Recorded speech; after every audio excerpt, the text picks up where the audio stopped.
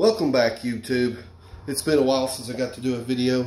When I was a kid, guys like me were brought up to follow codes. Hey, Turkle. What'd you say? What?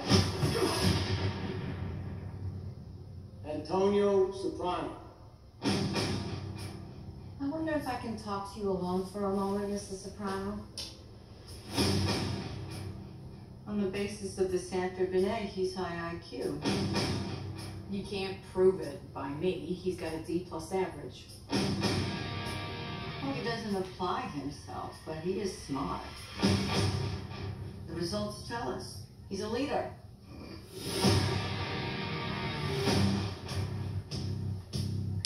Ankle Dick. Growing up with the family takes a toll. You're my nephew. I want to do whatever I can to help you. My gift to you.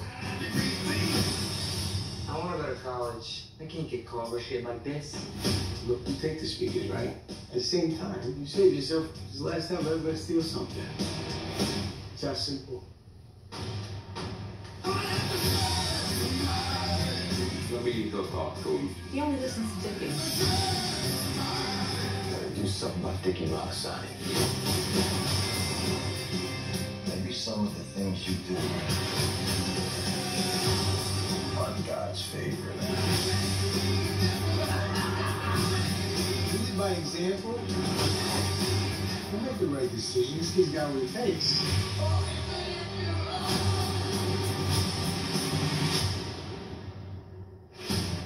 As far as your nephew goes, I'm listening. stay out of his life.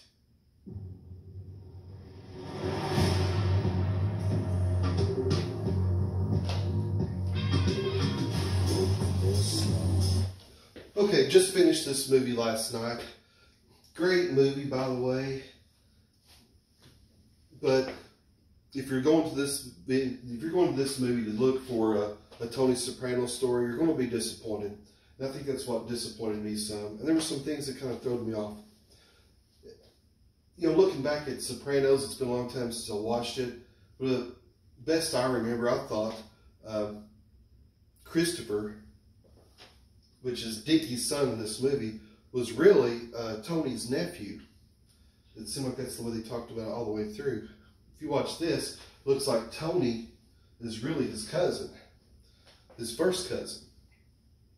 I've heard different other people give the review that they thought Christopher was a cousin on Camille's side.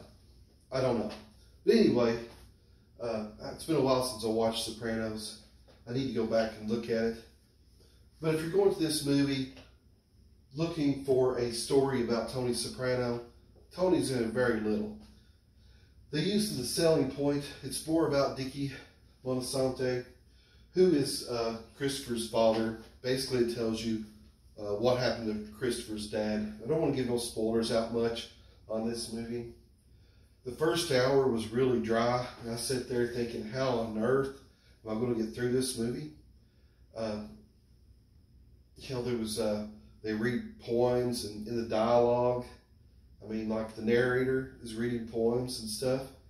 And it's very hard to, it's a hard movie to watch. Sopranos wasn't an easy show to watch, at best I remember, but it kept you interested in. I could have easily fell asleep on this movie. If you're a Sopranos fan, you know, I say, what the heck, go watch it. But, you know, if you're a mob movie fan, you're not going to have any interest in the movie whatsoever, hardly till the very end. To the last hour or so, it gets pretty good in the last hour. They could have really spread this thing out and made it a 3-hour movie and cut out some of the eating and all that kind of stuff. I don't know. I was not really impressed with the movie. It just didn't get it for me. I know it's wrote by the original creator, the original writer, but it just does not feel very much like a Tony Soprano movie. And of course, it's not intended to be that, but you know, that's my review. If you're not a huge Sopranos fan, you're probably not going to like the movie very much. It just, you know, it just doesn't do it for you. There's not a lot of action. Action scenes are far and few in between, and when they do happen, it's kind of a, I don't know, almost a letdown kind of. It doesn't even seem real realistic. Tony, you see Tony growing up from a kid to a teenager, stuff his dad goes through, but you really don't see, you don't really see a lot of the mob stuff. I mean, you do, but you don't. You know, the 5 families, it kind of runs down to 5 families in this, and it's unfortunate because, you know, if you like mob movies, you know, I'm not a criminal myself, but if you like mob movies, and generally there's a lot of, you know, learning that you get from mob movies. You learn a lot about business. You learn a lot about life. Look at the Bronx Tale. The Bronx Tale is a great movie. You know, there's all kinds of life lessons in the Bronx Tale, as well as action and stories. This one's really lacking a lot of things. I mean, you know, it's just, it lacks so much. It's a very odd movie, to be honest with you. It's very odd. It's got a lot of Freudian issues, and you know, I guess, in all honesty, if you watch all the trailers, you watched the best parts of the entire movie. And it's sad to say, because Sopranos was one of the best TV shows ever.